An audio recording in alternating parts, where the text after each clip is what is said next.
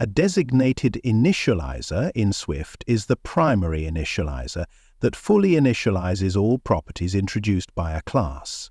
It is responsible for ensuring that the class is in a valid, fully initialized state. If the class inherits from a superclass, the designated initializer must also call an appropriate initializer from the superclass to complete the initialization chain. Every class must have at least one designated initializer, unless it inherits one from its parent. Convenience initializer in Swift is a secondary, helper initializer used to provide shortcuts or default values for initialization. Unlike designated initializers, convenience initializers must always call another initializer from the same class, either a designated or another convenience initializer. They help simplify. Convenience initializers are marked with the convenience keyword. A required initializer in Swift is an initializer that must be implemented by all subclasses of the class that defines it.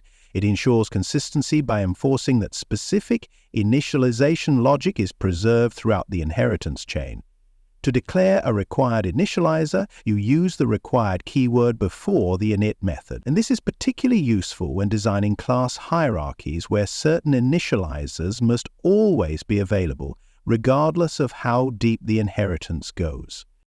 A failable initializer in Swift is an initializer that can return nil if the initialization process fails. It's useful when there are conditions that must be met for an instance to be valid, such as validating input values.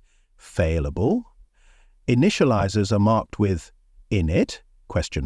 For optional failure, or init !